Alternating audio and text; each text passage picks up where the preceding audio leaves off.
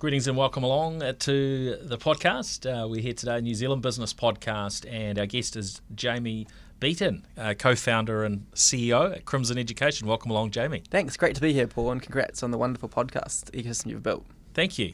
Well, it's a great opportunity, I thought, to sit down and hear a little bit about the Crimson story, because I was looking back. How many years is it now since you started the business? It's crazy. We started this when I was 18. Now I'm 25, so no longer a young entrepreneur. Well, I think in most people's books, you're still a fairly young entrepreneur there, Jamie. But look, yours is a really interesting story, and the story of Crimson, because you've had quite a successful journey. I think it's fair to say, both your personal journey from an educational standpoint, and then how you and your team have really built something around that. You've attracted pretty significant funding from what I gather, and you've expanded globally. So, look, the current state, there's lots of bits and pieces in there in the media about the hundreds of millions of dollars valuations and things like this. But I'm interested in sort of learning about your story, the challenges, the learnings along the way. So maybe we can start out with your school days, and where you grew up, and where you studied at school and so on. Tell us a little bit about your upbringing. Yeah, totally. So I grew up in Glendale in Auckland, and in my 18 years in school, I lived once in 31 Elizabethan Gardens, and I moved up the road to 29, so we were in the same street my whole upbringing. I was at St. Kitts Prep, year 1 to year 8, and then King's College on a scholarship from year 9 to year 13. And I guess growing up, I grew up with my mum Paula and my grandparents on my mum's side. And we were a really close kind of 3-generational family. So I guess from my early days, there was a big cultural focus on education at home. My mum always emphasized to me that education is the most powerful way you can kind of transform your own opportunity.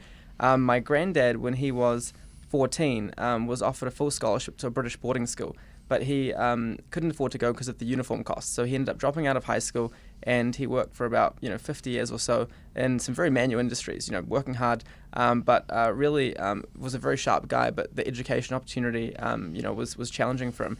Then the kind of baton got passed to my mum. She went to Auckland University. She did an MBA degree, law degree, commerce degree, and accounting degree back when university was basically free. She worked very hard, was an out-of-zone student at Epsom Girls Grammar School. And so I guess growing up, I was very inspired by her tenacity and grit and love of education, and so that definitely infected me. So I guess that's a bit about kind of the upbringing so far. Yeah. So how did that sort of come through, day to day? What were the things that sort of stood out as a youngster at home?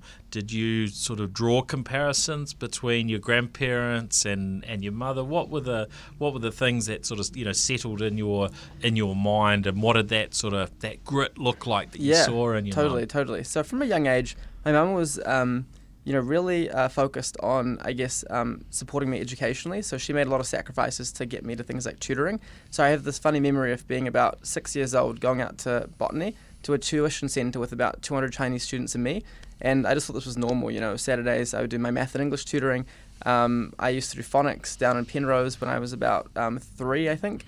I went through Numberworks, which is now a Crimson company, which is quite cool.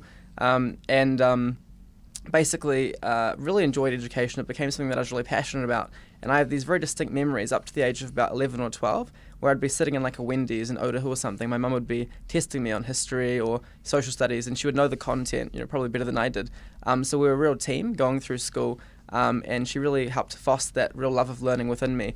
Then I think around those years, near the end of St. Kitts Prep, I became pretty motivated to do well at school, I guess, really intrinsically. And then coming into high school, I was kind of all guns blazing, shooting to really do well at school, both because I loved my subjects and I really saw it as a really important path forwards to these top universities. A key switching point for me was when I was about 14. Up until that point, my mum and I's goal was really to stay within New Zealand and probably do medicine locally. That was, something, if you're good at science, is a pretty respectable path. But I didn't really have a deep reason for why I wanted to do that. And I sat on a train from Glen Innes to Kings next to this guy called Ben Cornfeld, who was the Dux of Kings. He was year 13, and he was an American citizen who just gotten into Yale, and he told me that I should consider looking overseas. So that really shifted my horizon, because I really respected him a lot. And I thought about, okay, what would it take to get into these schools I hear about in movies, like Harvard and Yale and stuff. So I spent the next 4 years, going pretty hard down that process.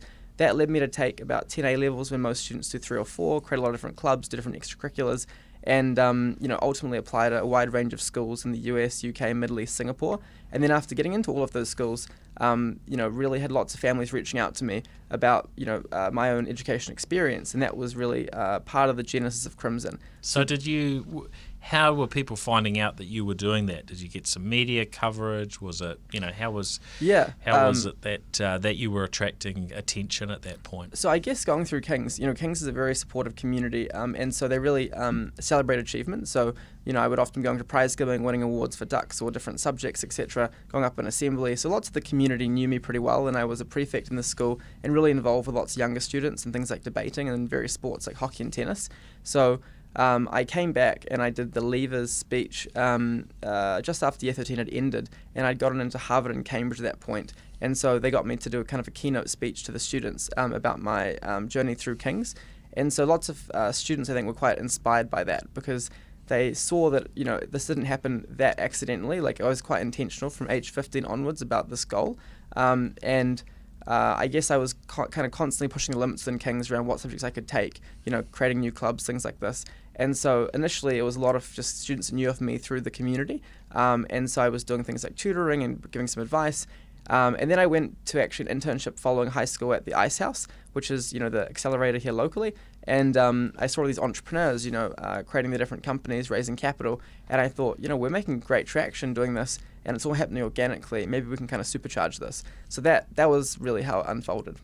So I remember our first event, I think I had about $40 in my bank account at this point. And then I think I got some funding from University of Auckland on the scholarship, and I created our first event on the Crown Plaza in Auckland CBD. We invited along a lot of students that had just gotten into overseas schools. We had about 200 parents come along, and that was the first kind of Crimson kickoff event. And that really created a wave of our first initial students coming along to our services, and then really got the ball rolling.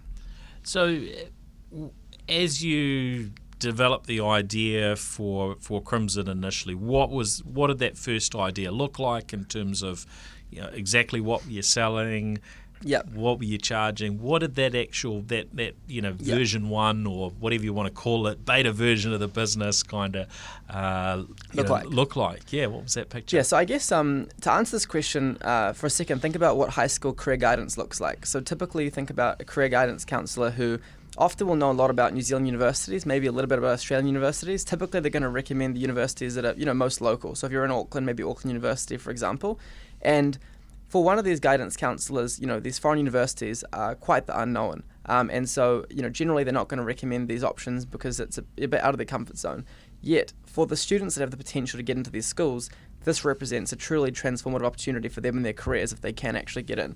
So I saw, first of all, this kind of opportunity wedge where there were many kids that had the talent to get in but were not applying because they didn't know A, they could, B, how to, etc., and they didn't have role models that had done that. So that was sort of the observation I had. I saw other kids in my own year group at King's and other schools like Westlake, Maclean's College, etc., that were really strong academically but ultimately weren't successful getting into these schools because they didn't have the right kind of profile and strategy applying.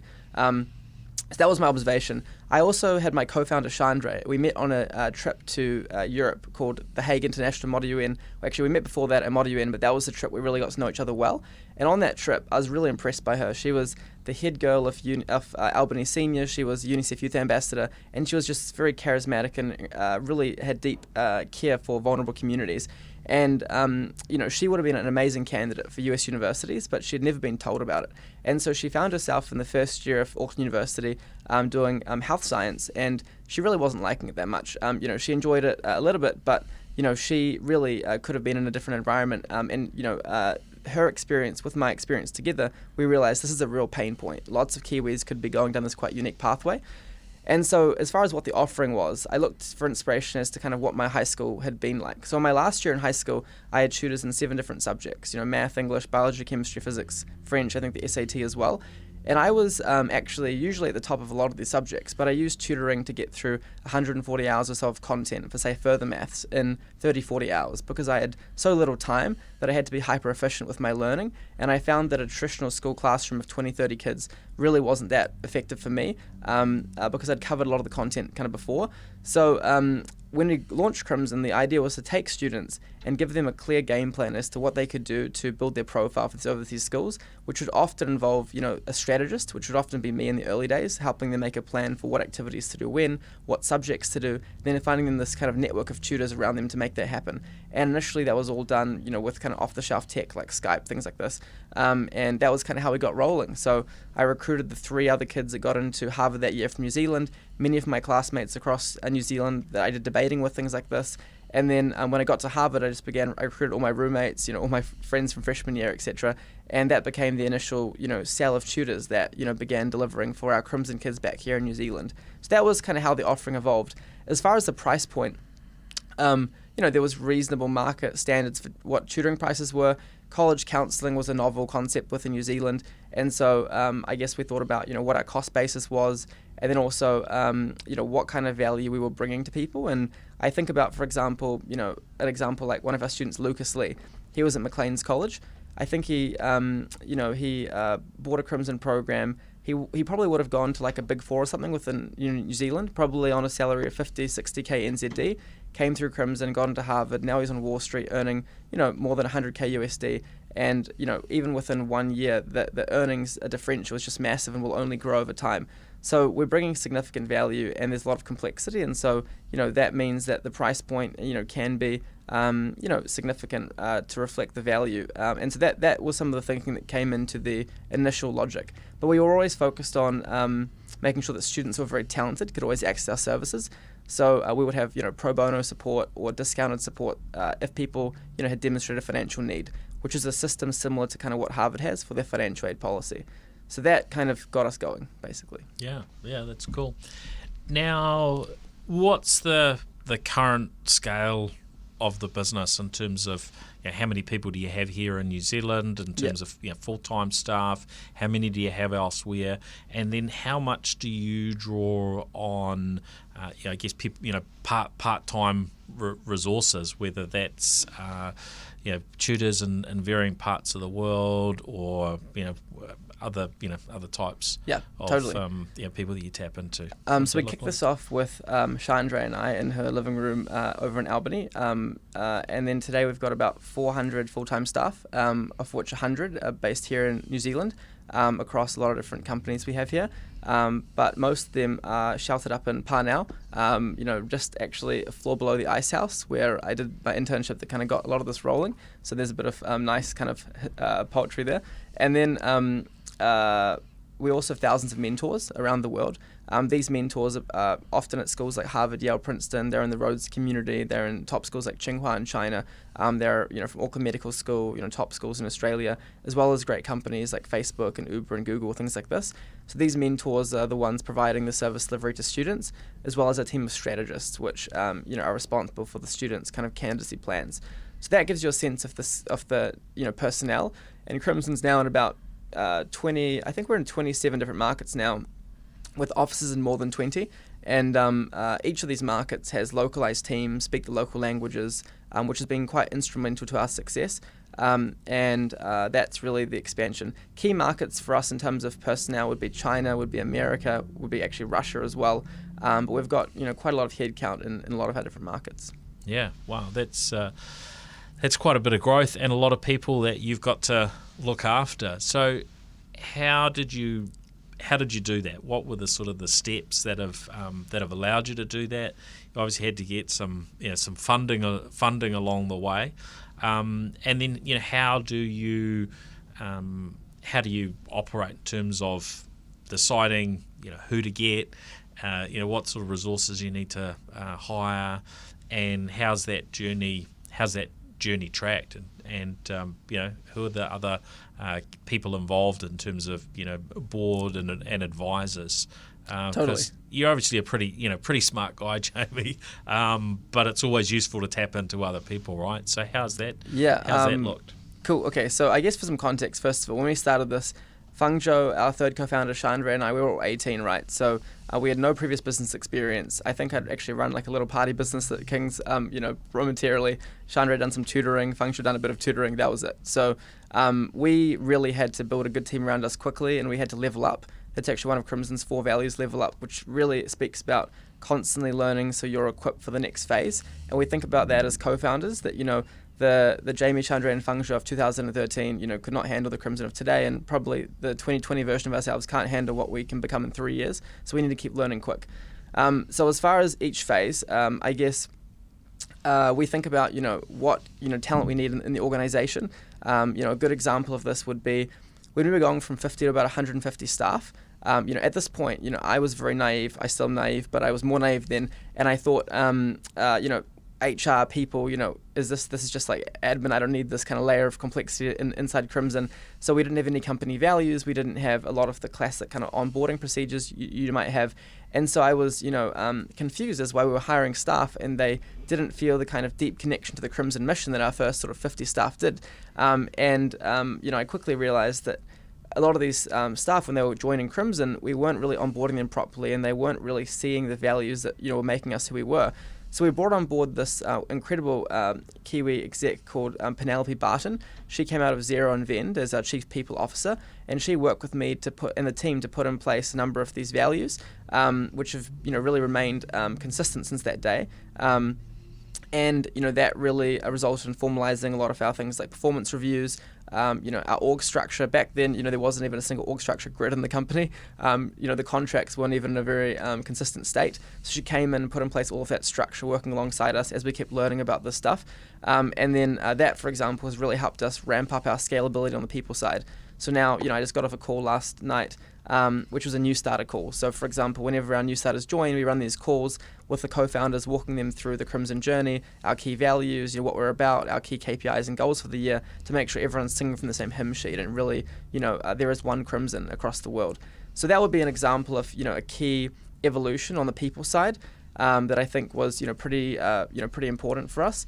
How much pain was there before you made that decision to, employ the chief people officer? Yeah, I would say there was, reasonable pain. It wasn't too bad, but I think it could have gotten worse because we were hiring really quick, right? So we went from about 30 staff to probably more than 100 really fast because we had, I think, closed either an A or a B round at this point. And so we, had a lot of capital, we had big growth targets, and we had to ramp up in a lot of geographies. There was significant pain. And also, we were going across into many markets very quickly, which was a very intentional strategy. And so doing that while fixing these procedures, it's kind of like fixing the engine, while rolling forward. So there was some pain there. Also, a lot of other, key learnings.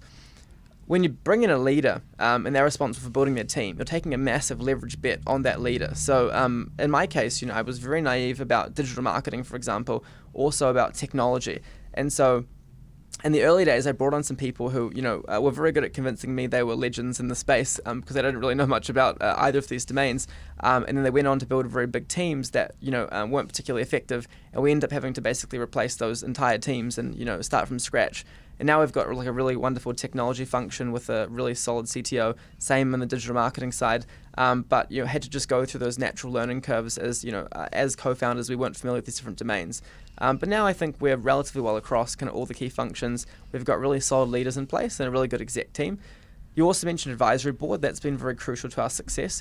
I think one thing we've done pretty well is bringing on board great advisors at the various stages. So notable ones would be, recently, John Key, obviously in New Zealand, but in the earlier days, one guy called Jason Lenger, he was on the board from Tiger Global. He was the second in command at Seek over in Australia before he left Seek and he was an early employee. He went with him the whole journey.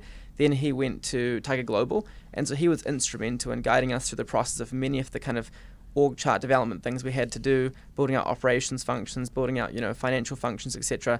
Other great people would be like Janine Manning, who from the early days made sure that we were doing things like auditing through KPMG and stuff, which was really useful for capital raising and putting in place really good financial controls. So yeah, we have a long list of advisors to this day on everything from the education side to the data science side to the growth side. A recent one would be Ed Baker. He joined us. He was head of international expansion at Uber, sold a company to Facebook, was there for several years, and invested in us recently, and has been a great advocate for how we can grow CGA, our new school, for example. So I've always... This is your Crimson Global Academy? Yes. Yep. Oh, yeah, that's right. Yeah, Crimson Global Academy, our New Zealand's first online high school, growing really quickly, which is really exciting. So these different advisors have been instrumental as young co-founders who've been trying to learn fast, alongside a very strong kind of full-time bench as well, which we keep improving and growing. Yeah. Now, you talked about some areas of the business there, such as IT, where didn't pan out so well. What were the triggers that helped you realise that it was that what you had was broken in some way, and then how did you actually go about sort of navigating from what you had to what you had decided you needed, and how hard was that, particularly if you've employed friends and people that you know outside of the business into those roles, and then you've decided, hey, this actually isn't really what's going to fly for us for the next stage of the business. So I guess the good thing is we've always had a pretty meritocratic culture, in the sense that we really focus on performance, delivering results, etc. So when I was going through this process, the key thing was discovering that the outcomes were not there. Once we discovered those outcomes, it was pretty easy relatively to have transparent conversations with those leaders, and then mutually agree it wasn't working, and then evolve and fix the teams. But as far as figuring out the outcomes weren't working, in digital marketing, it's really interesting. So it sounds like an easy problem to solve. If you spend money on Facebook or Instagram, etc., how do you track end to end whether that is actually converting? And it sounds pretty simple, and everyone's pumping money into these different online platforms, but actually the complexity of tracking things across, Eventbrite, different landing pages, websites with, various tracking codes, it's pretty complicated. And so for a while, you can't attribute necessarily your marketing spend to what's happening on the revenue side, right? Once you have more visibility into that, you can make much more sound decisions, and you can set, ROAS or return on advertising spend targets, things like this for various teams. And so I guess we had a bit of first principles intuition for, okay, if we're putting this much money into this, these are the kind of outcomes we should be seeing. We weren't seeing some of them. Yeah. And then secondly, we put in place better and better tracking, which kind of ultimately shows what's happening, and kind of, if things aren't really working in the engine room, it becomes very clear when you have all the metrics. So I think that would be kind of how we helped find those problems. Functions, backgrounds, advanced computing, minds, applied math, lots of our team are pretty quantitative. So if there are no metrics in a unit, we quickly put in place metrics and then sort of find the truth, I guess. And I think that metric-driven culture has been quite useful as we've continued to scale and scale and scale, particularly going from 150 to 400. That's been a much more smooth, I think, ramp up because we now have those KPIs in place and, infrastructure, which we keep improving, but I would say it's pretty robust. And we've got a really good chief operating officer called David Freed. He was a really high-achieving student from Harvard, top in economics there, went to Goldman Sachs, really strong data scientist, and then he's been heading up our charge on the service delivery team, putting in place these metrics. And that plus Penny, for example, building a pretty good infrastructure. So I really recommend founders that are trying to go fast, raise a lot of venture capital. They need to go. That's their mandate, to make sure they have those metrics, so that if you do take bets and stuff, you at least can measure the outputs and then evolve and iterate and learn. And when you've gone for funding, how ambitious have you been in terms of what you've put on the table? Because you've raised, how much money have you raised so far? What can you share on that front? I'm thinking about the USD NZD conversion rate for a second. Well, US dollars is fine. Yeah, we've raised ballpark about 60 mil USD. Yeah.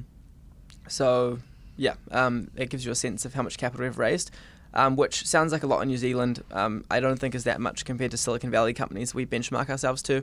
And I guess broadly speaking, we are ambitious. So with both our college admissions offering, we see a massive market all around the world. Lots of very ambitious families that want to make sure their children are equipped to succeed in a very competitive environment. That's a very big market, and it's also across many geographies. So we needed to raise capital to dominate that niche across the world. My strategy was very intentional. I didn't want to go into America or particularly China that much in the early days. I wanted to focus on geographies that were quite uncontested. So I went into places like Russia, like Korea, like Brazil, and built up our operations there. Largely, that kind of foreign push has been pretty instrumental to our success. Just sort of stopping there for a minute. How do you actually do that as a business that's operating in New Zealand? Things are a little bit different now in terms of travel, but when you started doing that, what did it actually look like? What were the steps, and what was the hardest thing, particularly if you're in a country where English isn't the first language? Okay, so I guess the key thing to be is pretty opportunistic, right, about opportunities as they come up, I guess. So let me give you a funny story. So I went to Thailand for this competition called the Global Student Entrepreneurship Awards, which is like a student challenge thing that we were competing in. I was on a boat, and I was next to this lady. I thought she was actually about my age, which is kind of funny. And I got talking to her, and turns out she was about 35. She went to Harvard, did applied math and economics, same program as me. And she had recently been working in private equity, but had some young kids and was looking for a bit of a transition. And she spoke Thai. This was in Thailand, by the way. And immediately I leapt on that and said, "Hey, do you want to expand Crimson? It's going really well in Thailand." And she became our managing director of Thailand and did an incredible job of getting that off to market. I went to Singapore to visit my Singaporean team, and I was in the cafeteria of Yale NUS, which is a Singaporean university that are partnered with Yale. I was talking to this sharp New Zealander called Andy Chen, and he told me, "Hey, look over there, that kid over there, he's known as a really entrepreneurial guy on campus, does a lot of the startup competitions, is really good at computer science. You might want to chat to him." So I got speaking to him, and turns out he was speaking fluent English, but turns out he spoke Russian. And I said, "Oh, how do you speak Russian?" He said, I'm half Russian, half American. And I said, "What do you feel like about launching Crimson in Russia?" And then within a couple of weeks, he had confirmed his gap here, and he had landed in Russia and was expanding us over there. So for the UK, my early director, Janine Manning, one of our first investors, she was moving to the UK, and so naturally, she had the mandate to start us over there. And so it's about getting the tent poles out with people that know the local markets pretty well, figuring out what's happening. And in many cases, these early entrepreneurial people figured it out pretty well, figured out playbooks that we learned from and work with them to succeed in. And then we kind of continued to optimize the country manager hiring process till we got it down to quite a consistent profile. And then we were able to ramp from 5-6 markets to more than 20 pretty quick. I looked for inspiration from Uber, their playbook for city expansion. They have actually quite a systematic process for who they hire, etc. Don't they? And it's not necessarily. I don't know all the ins and outs of their model, but it seems as though it doesn't necessarily have to involve a huge number of people actually to get a new operation set up. That's right. So and in fact, I think they pulled out of New Zealand was the last I heard in terms of their boots on the ground and having an actual office here, as most of that's now being run out of Australia. We actually recently recruited the very talented man that launched Uber in New Zealand in parts of Australia called AJ Tills. He's our Chief Marketing Officer for Crimson Global Academy. He's been a real rock star in the team, which is very exciting. But yeah, so Uber, they were able to go all around the world super fast. And so we looked at this model and we really seek to replicate it. We brought up a growth operations team that was HQ'd here in New Zealand, and they were responsible for things like setting up legal entities, figuring out how on earth you register in Russia or Thailand, things like this. Getting the early digital marketing going in those regions, onboarding the country managers to figure out, how to engage with that market. So that was some of our tactics that we used. We made some mistakes. We went into India in 2016. We threw the sink at it. Not much cash, but a lot of people like Fangjo, Aishandre. We all hopped on the plane to India, brought on board this guy, Adam Joseph, who I knew from Harvard. He was an Indian-American guy, which turned out to be a bit of a problem because an Indian-American does not know much about India sometimes, but he's a super talented guy. Great friends to this day. So we went into India. I think after 6 months, the revenue we made could hardly cover like our food expenses. So we pulled out of there and focused on much more exciting markets. I imagine in India where there are lots of people seem to end up in US universities from India, that maybe a lot of that was, the models were already reasonably established, and so that would have maybe made it a harder market than others to get into. Yeah, or were there other aspects that you thought were, that you learnt were the reasons that it was tough there?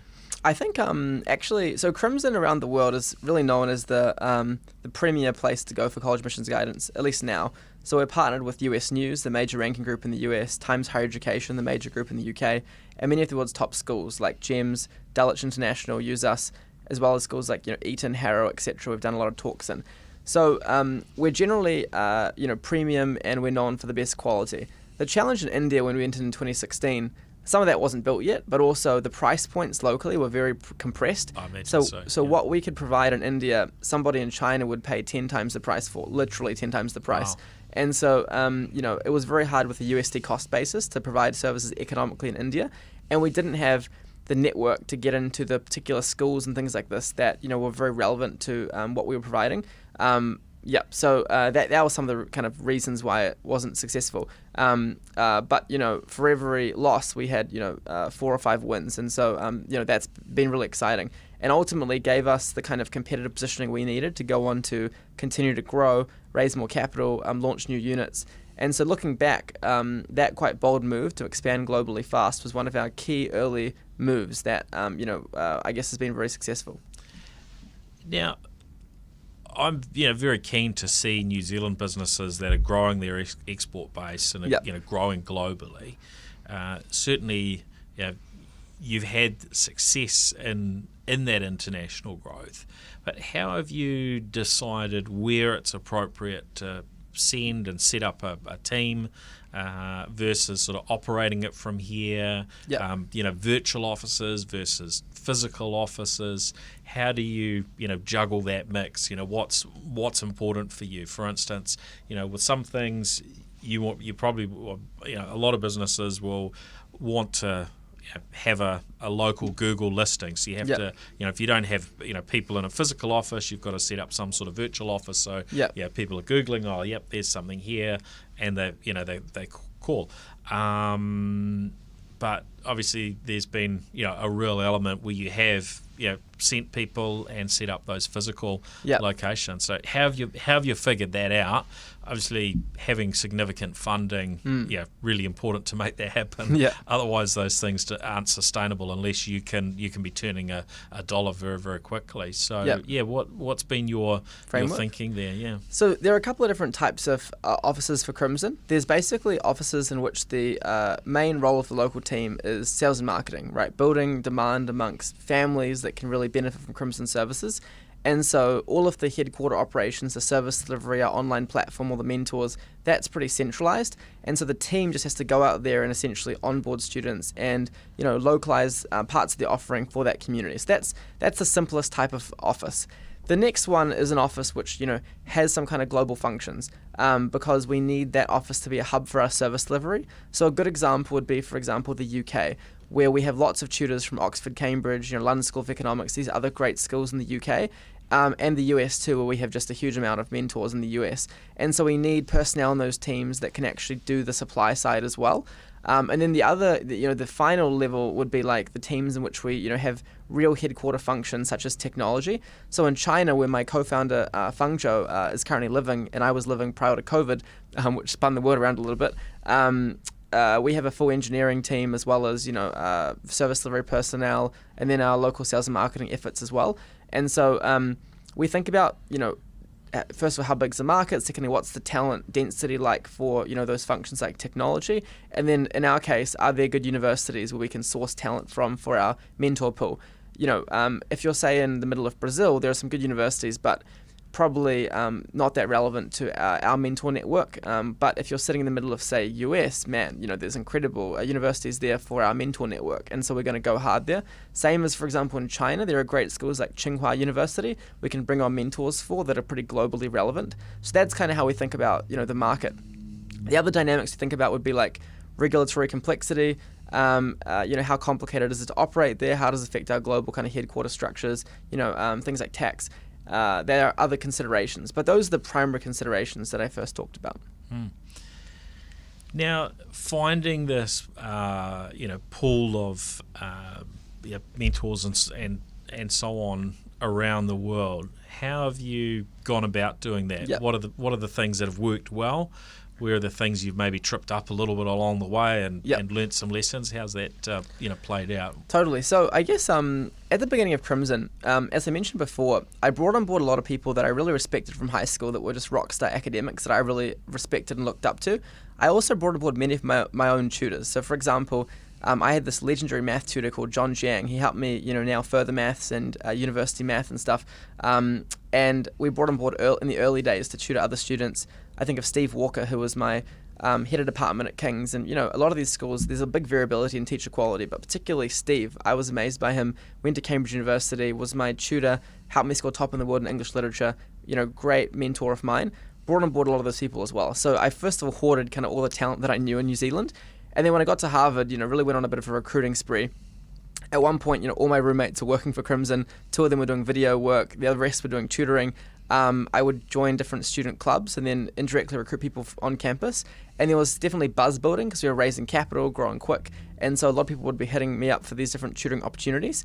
We had tutors on campus that were, paying for significant amounts of their expenses doing this tutoring online through Crimson. They were telling their friends, the word was spreading. So given that Harvard's not a very big community, we were quickly able to get hundreds of people on the platform across Harvard. And because Harvard has a certain reputation, when we had that brand as having a lot of these kids from Harvard that were having a great time on our platform, other kids from other schools then got quite interested. And so we would then set up campus ambassadors at Yale, Princeton, the other top schools, and then start getting those kids coming on board. We'd put up, tutor recruitment websites and stuff, and we'd get lots of organic applications. Then we also had the incredible source of our students who would then graduate, get into university, then become our mentors. And I love that because we train these students in our philosophy and our, different tactics for how they can be really effective students. And so they go through it, they have this amazing outcome getting into a great university, so they really love Crimson, and they go become a mentor, and they can really inspire the next generation. So there are a couple of different ways we got that pool. We learned pretty early on that, building a really strong organic brand at these schools is important. So, I personally went to Harvard, and then I went to Stanford, then I went to Oxford, now I'm at Yale. And in each of these communities, I personally go out and build a lot of relationships to get that flywheel moving, and then it, sustains and sustains. So we learned early on that like paid acquisition of tutors, etc., is not a good strategy for us.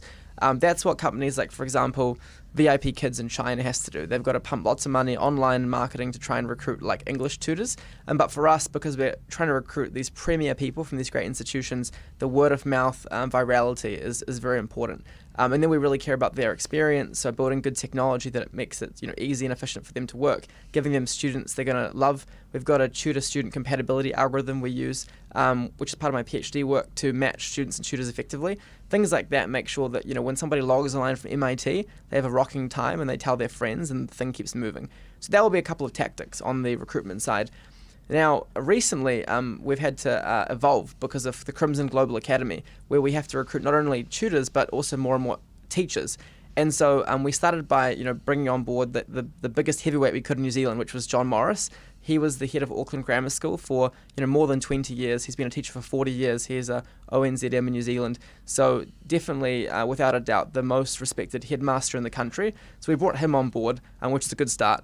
And then we had more than 600 applicants for about 30 roles for our school. And so while many schools have teacher shortages, we're able to get top teachers from, King's, Maclean's, Westlake, Rangiora, all these different places on board quickly, and then get more teachers from the UK, other geographies. So I think starting with quality, just like we did at Harvard, and then with John Morris here, that creates a snowball that then makes everyone quite excited to be part of that community. So there are a couple of tactics we used on that side.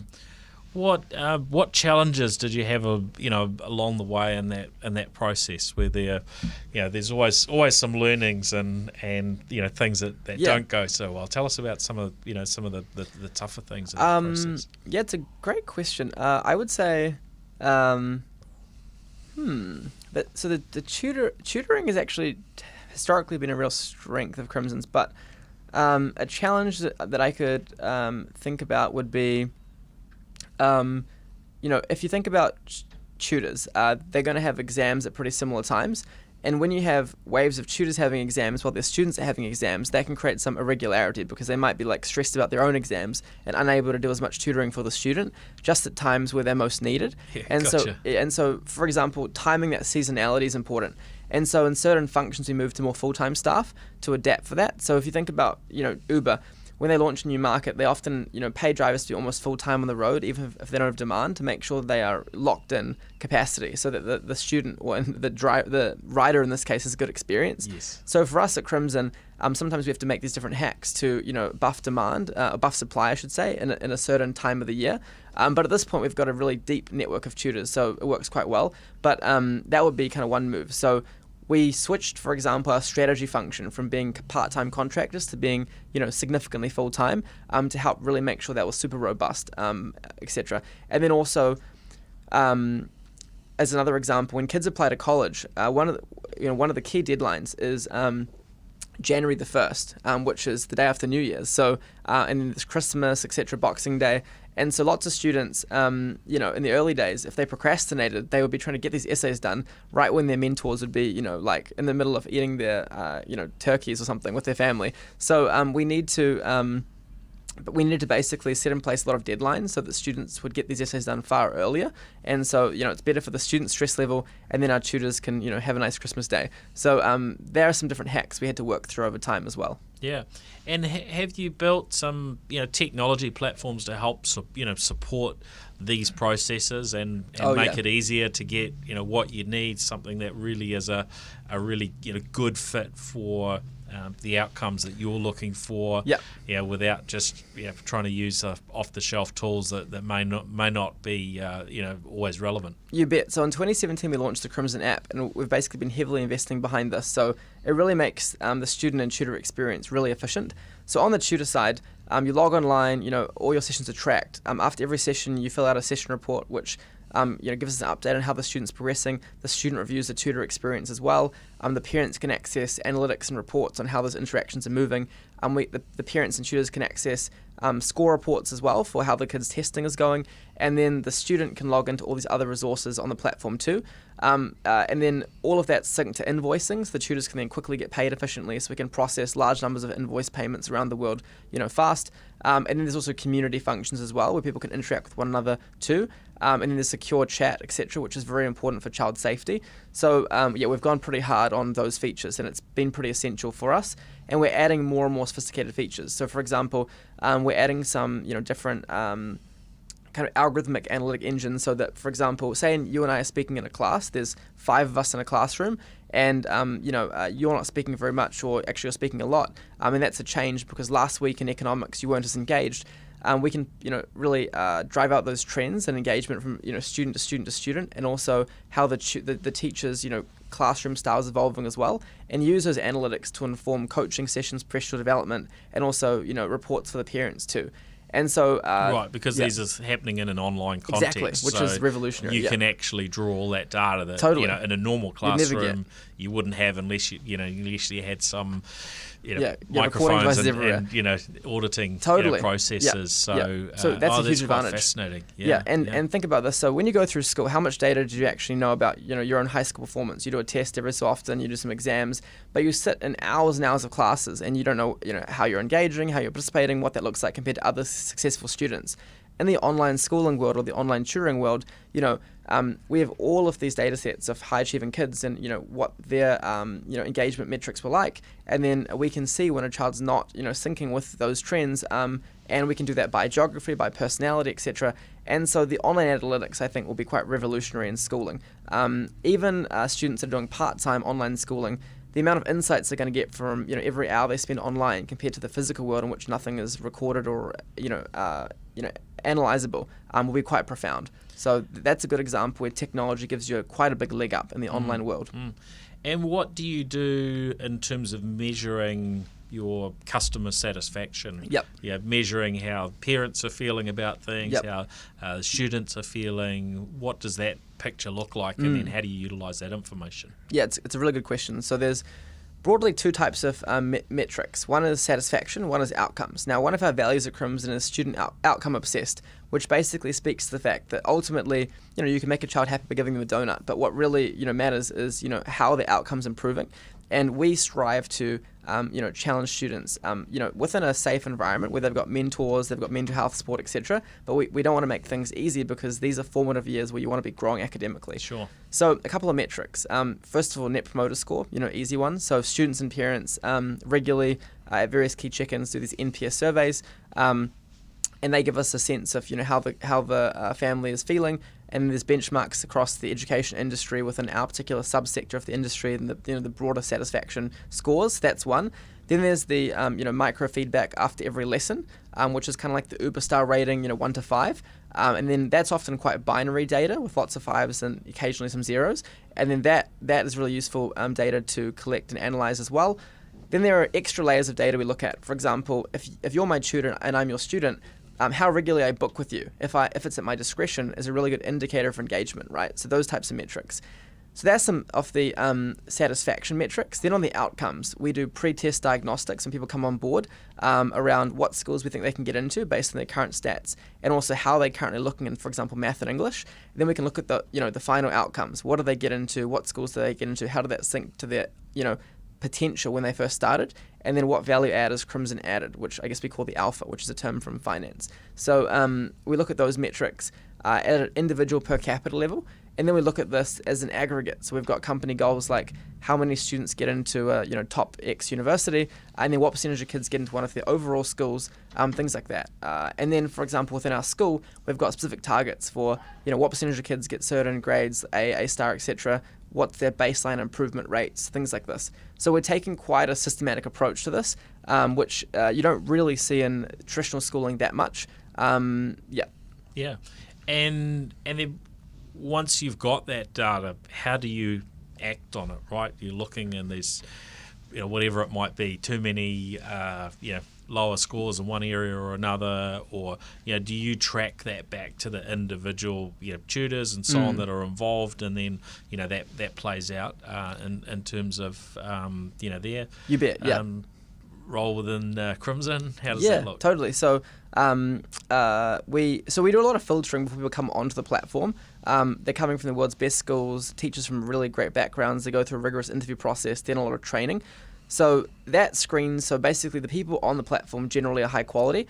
If we've got some bad apples and they get some bad reviews, we can, boot them out pretty quickly. But generally speaking, we can use this data to inform things like pay reviews. We can use it to inform what students we match them to in the future. We can also use it to inform session cadence. So, are kids performing better from 20 hours of this or 40 hours? Should the student be in a one-on-one environment or a small group environment? How does that look? So we can make those tweaks. We can also optimize our student-tutor ratios across different parts of the business. And sometimes that was also tweaked by geography based on some cultural expectations. So for example, funny story for you. When we run an event here in New Zealand about, say, overseas study, we might, in a 100-person room, get sort of 70 kids, maybe 20 mums, 10 dads. In Korea, we get 99 mums and 1 dad, no kids. And over there, the expectation's really on mum to go ahead and do a lot of research and make these serious education choices. They basically go through the whole process and they let little Johnny know, okay, this is what we're doing. And then, as you can imagine, in those communities, the parents want intense updates on how things are going. And so we've got to tweak some of our ratios and some of our offerings based on those expectations. Now, we don't fully just do whatever the local market wants because we have a very specific philosophy as to what it takes for success, the parent engagement levels, student engagement levels, what the teacher should do. So we've got that Crimson quality with some of those customizations by geography. So that's kind of how we think about it overall. And a lot of these things, particularly for online high school, come out of my research from Oxford. I spent the last 3 years doing a DPhil in online schooling on the Rhodes program, and my focus has been on what drives student satisfaction, student outcomes in online schooling, doing things like randomized control trials, studies of the literature, and so that informs, some of these tweaks we're making in our school, as an example. So we try and be as data-driven as possible to ultimately help the student thrive. Yeah, I guess there's a huge amount of information that you can draw, totally. And then it's working out what to do with it, what to do with it, and what are the things that really matter the most. But it certainly, it's got to help that there is plenty you can measure. Yeah, and it is, there are some pretty clear things that outcomes that matter are important for I'm sure most people that are working with you. That's good. Now, looking at the Crimson brand, how did that name come about? Great question. And how did you decide, what the Crimson sort of picture needed to look like from a brand perspective? That's a great question. Yeah, that's funny. Okay, so as far as the name Crimson, so I guess I went to high school at King's, and then I went to Harvard. Both, I guess, King's is more like maroon, and then Harvard's got the color of crimson. And many of our first mentors, were all from Harvard. So there was obviously that connection. And then also we're looking into the connotations of words, which is like a Steve Walker, my old English teacher, one of his favorite techniques. And crimson's quite a bold, audacious color. And for lots of our students, they're leaving these foreign countries, landing in America back in 2013, 2014 without much support, and then they're taking quite an audacious not risk but bet on their ability to thrive in this new geography. So I like the kind of boldness that comes with the color. It's quite distinctive. So that was some of the things that flew into the crimson. And then initially we were called Crimson Consulting before we changed. I like the alliteration of the C and the C, although now we're Crimson Education, which I like better. So that was Crimson. And then the logo, first of all, design is not my strength and not the strength of either of my co-founders. So our first logos were a little bit funny. But we had this really talented fellow who came along called Byron He. He was our chief designer for several years, a leading kind of architecture student here that went into technology user experience design. So he worked through the logo with us, and we set it on the C, which is kind of tilted up with some books on it, which obviously reflect learning, and the tilting up reflects ambition, looking towards the future and what you can achieve. So that kind of is where the logo came from and the name. Cool. Now, we talked before, challenges. What other challenges can you sort of share with us from from your journey, from the story, and how have those things helped shape how you move forward? Because it's so often through the pain points that we really that we really learn, and often that's the best learning to share with others. So hopefully that they don't have to go through the same pain points, right? Yeah, totally. It's a great one. I guess I can think of two pain points. The first pain point is that, for many years of Crimson, my co-founders and I were going through university while building this, right? And so we had more constraints than probably the traditional entrepreneur has. So Feng Zhou was at Canberra University in Australia. He had to hop on a bus every week, go to Sydney, be in the office, go back for some compulsory classes. I was at Harvard, having to regularly travel for this. China was at University of Auckland, really engaged there as well. So what that meant is that our ability to travel for significant parts of the year was constrained, and also we were all in different countries. Now, that made it challenging from a traditional kind of culture building perspective, right, for our staff in a certain geography, because they would say never meet Feng Zhou for a long period of time or see me 4 times a year. But what it drove us to do was to really articulate our culture well and articulate what made Crimson. And ultimately, being good at remote work made us more scalable, which really helped as we kind of opened all these foreign operations. So I think the constraint initially around, ability to build culture, ability to, know what everybody was doing, drove us to, for example, have a really focused culture on KPIs. You don't need to watch somebody and know they're in the office if, they've got clear metrics of success, which they're held accountable to, rewarded for, after every 3 months, things like this. So that was one key learning, I think. Some of the pain that came from those, I guess, balancing acts, and then what it drove Crimson to come. Probably another one would be around media. So Crimson's always had pretty strong media coverage around the world because we have these students, like say Samil Singh, grows up in Hamilton, went to Hamilton Boys. We help him with AP Computer Science, some A-levels, got into Harvard, many other Ivy League schools, got over to Harvard and then got into Y Combinator, the top business accelerator. Now he's in Silicon Valley cranking. Stories like that are so inspirational. 6 years going from Hamilton to Silicon Valley. That really, fascinates people and I think inspires many students, which we're really happy with. But because of Crimson's fast growth, we also, attract, very fair, reasonable, scrutiny from all these different participants. And so I remember, for example, early on, I acquired this company and it was, for a tiny amount. And we were going through this court process and one of my legal team advised that we file for a suppression order. So basically the court dispute, I guess is handled within the vicinity of the court. So there isn't media scrutiny. That sounded like a smart idea. And then I learned what I refer to as the Barbara Streisand effect. So what this is Barbara Streisand had this house in, I think, Los Angeles. And she was a very private person. She didn't want, her house everywhere. So this journalist took a photo of it, put it online, and she was very annoyed by this. So she basically filed to, restrain that. And then because of that, there was all this coverage of her, filing the claim, and so the photo of her house just went everywhere on the internet, and you can find it easily today. Yep. So the Barbara Streisand effect is this phenomenon online where if you, try and cover something in the internet up, it will just become more viral. And so I guess, a key learning from that is, it pays to just be, open and authentic and transparent with things, particularly if that, not a big deal. That makes it a lot easier. So that's been really a guiding principle for us in recent times. I guess it's, an important one for young entrepreneurs to know that it's actually totally fine for organizations to cover, your ups and downs, challenges, etc. People are really, open to, respect the fact that it's, not always good and easy, and there's sometimes disputes and challenges. But so that would be an interesting learning I had, the Barbara Streisand effect. Yeah, that's fascinating. And I think that the reality is that every individual, every organisation will have its ups and downs.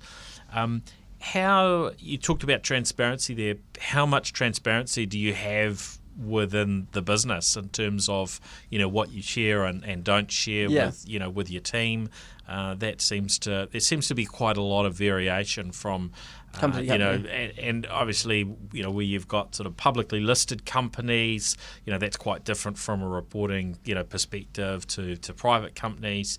Totally. You've got a number of investors, so there's obviously data and so on that you have to share there. But what do you share in terms of objectives and key results, sort of company wide and so on? What does that look like? So within our team, we really believe that empowering the team to be entrepreneurs, to help build the next frontier of Crimson, requires them to have a lot of visibility into what's happening so they can make good decisions, and they've got the context that we have, because two people with different contexts can think radically different things about the same scenario. So we have a monthly all-hands call, and we have very clear company KPIs for every year and actually every half. Everything from student outcome goals to revenue metrics to cash flow targets, etc. That are quite transparent with all the various aspects.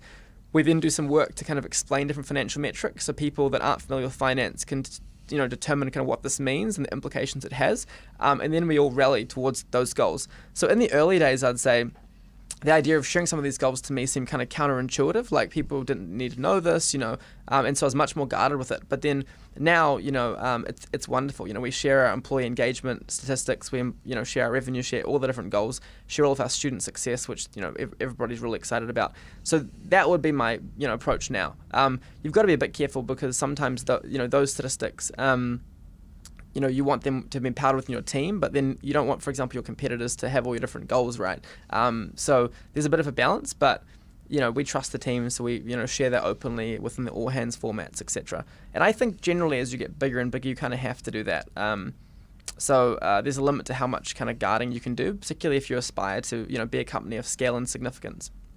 Yeah, how much of a challenge was it for you to sort of get through that, knowing that really any private information soon is public information, right? At one point in time or another, or it can be. So there's no guarantee that anything you say in a particular context won't sort of end up outside of the business. Have you sort of had to work in quite tight sort of non-disclosure agreements and and processes to help with that? And going from one end of the scale where it's like, okay, well, this stuff's all private and it doesn't matter to the team, to where you've landed, and I'm sure there are variations beyond that too.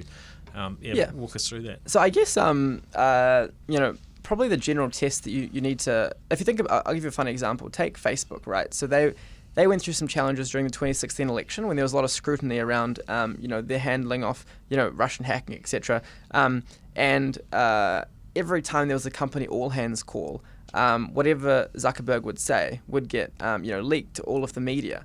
And so for him, basically, he had to be entirely aware that whenever he spoke, that was just public information, essentially. That was the test probably had to operate with. And so I think that, as the earlier you can get into a state where you just assume whatever you say, everyone from your your grandmother to your customers to your parents to random stakeholders in the media would cover it, the better, I think. And we're not in a particularly sensitive industry in terms of things like financial data, such that it really is that big a deal. What we really care about is student privacy, so protecting students' names and information, things like this, child safety standards, which have a very high bar.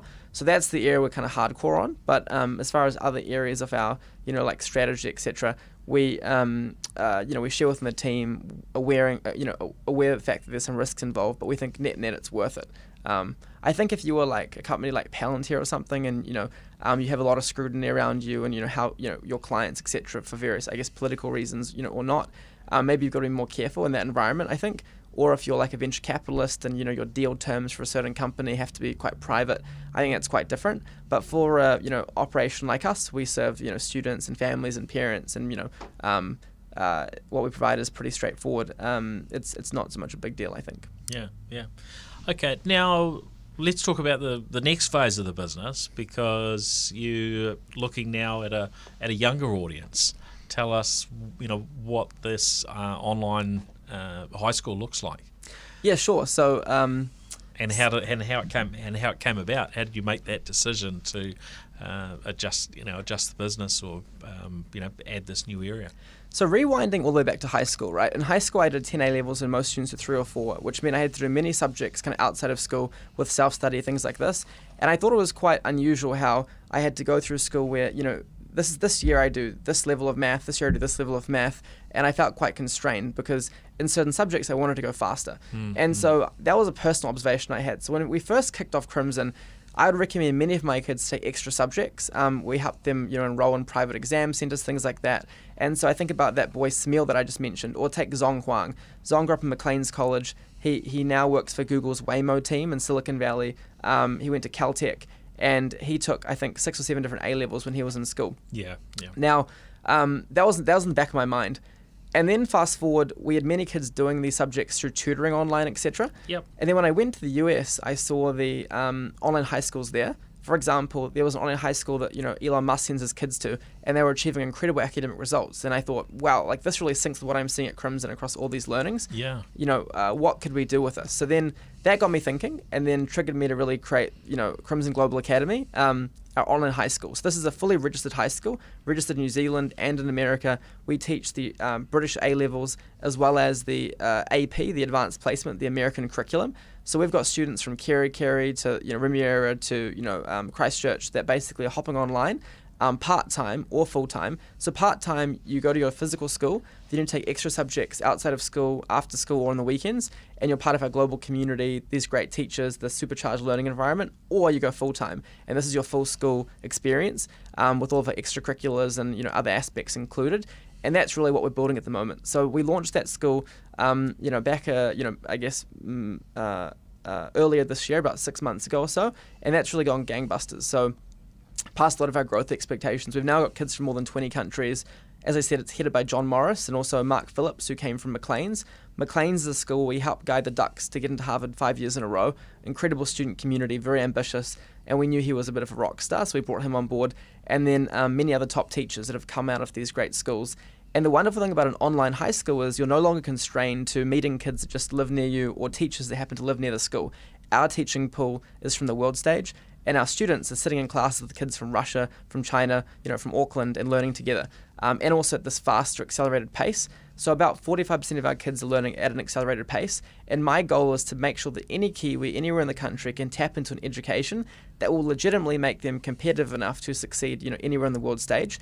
Because there is a bit of an achievement gap between, various education systems around the world. If you compare, for example, many of our Kiwi schools to schools in Singapore or Korea, there's big gaps.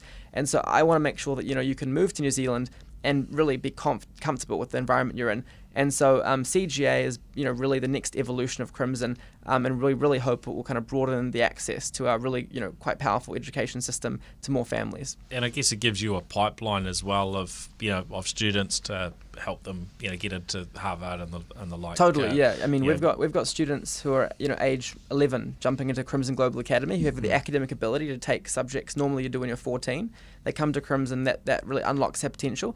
In February, we're rolling out the pre-IGCSE, which basically means even before you're ready for one of those qualifications, you can start learning, getting ready for that as well. So the goal is really to make sure that when families have that ambition, when the child is excited, we have the school option for them anywhere. So this really throws at the idea of school zones. Anywhere is a Crimson Global Academy zone, and so you don't really have to worry about, okay, I'm going to be in Waiheke Island, or I'm moving to a farm an hour from Auckland, or I'm in Koei. What are the schools near there?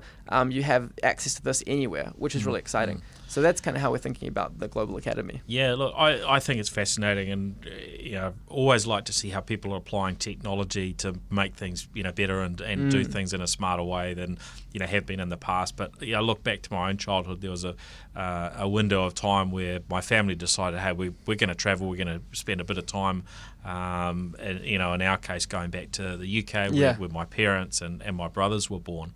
And visit some other places along the way, and they weren't so keen on it being a short school holiday type trip. This was something we were going to be doing over a period of months, and so at that stage, the correspondence school was something you could tap into.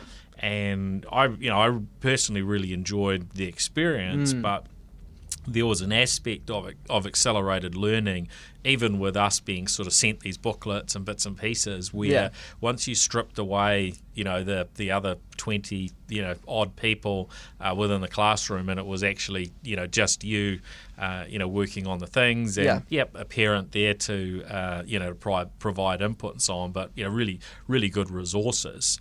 I think we got through our school day kind of in the morning, right? So by lunchtime, you had the rest of the day available.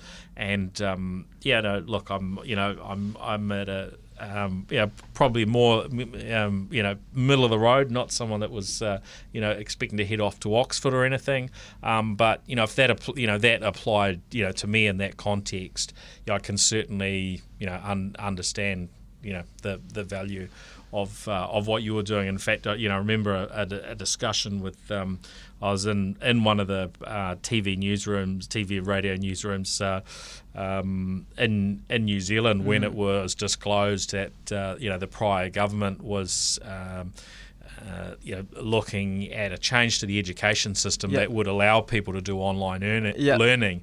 And, I was chatting to someone that was sort of throwing their hands in the air and saying how ridiculous it was. And, I'm thinking, well, why? There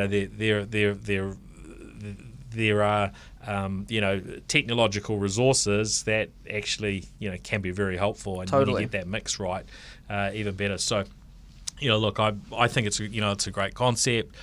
I'm sure that there are lots of challenges to take that from you got two markets where it kind of operates on the maybe a similar level to attending a local high school. Is that kind of where you're at the moment with New Zealand and the US? Do you have to go through a certification process? What does that actually look like to be able to tick that box and for the state to say, hey, you can go to that school and not turn up to a normal local high school? So because we're accredited in both New Zealand and the US, and we have an international license, we can actually take kids in any geography, which is why today in our classes we've got kids from more than 20 countries. So today we've got learners from Costa Rica, from Russia, from Japan, from China, from New Zealand in the classes. So now we're fully accredited. That was a massive ordeal, but we got through that, and now it's really exciting. So you don't need to do other markets. Like if somebody in Singapore, wants to attend, Japanese kids, can they do it full time, or does it have to sit alongside a local education? Usually they can do it full time. Sometimes they have to do it part time, but in most geographies, full time is fine, because the qualification that we're teaching is A-levels, which basically is the most popular qualification in the world schools like Westlake used to do it, King's College, Auckland Grammar. John Morris actually brought A-levels to New Zealand, our executive headmaster. So this is kind of the next evolution for him. So basically, A-levels are recognised by all the major universities. I used A-levels to get into, most of the top schools in the world. So that is, kind of a world-class qualification that really sits above many of these national qualifications. And then, the American curriculum, AP, is also really exciting. We're the first school in New Zealand to, even offer the AP, which is really cool. Previously, you could never tap into that here in a big way. So at this stage, we're fully good to go. How this looks like is you hop into a live class with typically 6 to 12 students. You're speaking a lot more in that class than a physical classroom because you're having to screen share, debate, engage. That's part of your grade. The teacher's holding you accountable. And so a lot of our families are telling us that the kids are actually growing a lot faster, not only from an academic standpoint, but from a social confidence, argumentation, debate, content, engagement perspective as well. You can annotate, work with multiple kids on a math problem on screen together, and then also watch recordings and have mum and dad learn from those statistics of how the child's participating. So that's happening right now, and it's already really exciting. Technology becomes very powerful when all the stakeholders in the current system are made better off by this. So today, this gives parents a lot more visibility into schooling than they've ever had before. It gives students, global classmates, faster pace, a lot more choice, and these top curriculums. And then it gives teachers the ability to work from anywhere, and also be amongst really inspiring peers all the time, and be tapping into really exciting kids and have a lot of flexibility. So this is significantly more exciting for all the stakeholders than a previous physical school. And I think it's kind of the recipe for why I think this can be quite significant. So the schools of 2030, the schooling infrastructure of 2030 is inevitably going to have a lot of families doing at least part-time online learning, and some kids that are, quite significant doing full-time online learning as well. And our school today, about 70% of kids are part-time, 30% are full-time. So the average kid's still engaged in a physical school using this to accelerate, but we are seeing, a lot of full-timers across New Zealand as well. So I'm really excited about this because I do think, education is something that everyone in the world experiences, but it really hasn't evolved in a long time, and it requires, frankly, a lot of push to make it evolve. But I think we definitely have the push, and this is really moving quick. So that's kind of how I see this playing in for parents across the country to access this quite novel education system.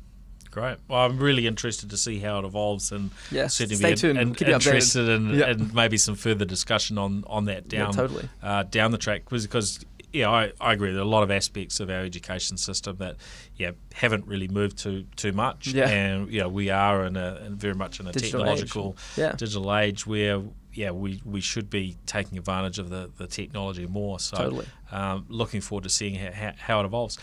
Anything else you'd like to add before we finish up, Jamie? The last thing I'd add, I often say this to students, but I think it's really relevant to kind of entrepreneurs, business people listening, is that often you're really only limited by your ambition in terms of what you want to achieve. So I guess we started this when we were still naive, but we foolishly think we could take on the world, and so just not having limitations like thinking, Russia's a funny market, or China's a totally different world, and just going for it can often get a really quite exciting result. So I would really encourage people to be really ambitious with their companies, think about what they can do offshore and how big they can make them. The second thing I would say is capital access has never been better. So particularly as a young person today, the idea that, my team of 25-year-olds could raise all this capital, etc., it sounds a bit ridiculous, a couple of years ago. But these days, there are many venture capital funds that want to bet on good ideas with ambitious people that, can create something meaningful. And that means that for young people and people in general, there's a lot more capital available to fuel ideas than ever before. Also, it means the competitive environment has accelerated. So you can't, if you're just sitting there with a business growing at a certain pace and your competitors are raising venture capital and going very quickly, that's going to put pressure on you too. So these dynamics basically speed up the life cycle of creating a company, and that's quite a powerful tool for entrepreneurs to use. So a couple of final remarks I'll leave the listener with. That's great. Excellent. Oh, well, thanks very much for coming on the show. Thanks, Paul. Really enjoyed it. Great questions. I mean, we'll look forward to following where things head to from here, and wish you every success. Thank you. Appreciate it. You too. All right. Thanks, Jamie. Cheers. Thanks, everyone, for joining us. We'll catch you on the next episode. Thank you. See ya.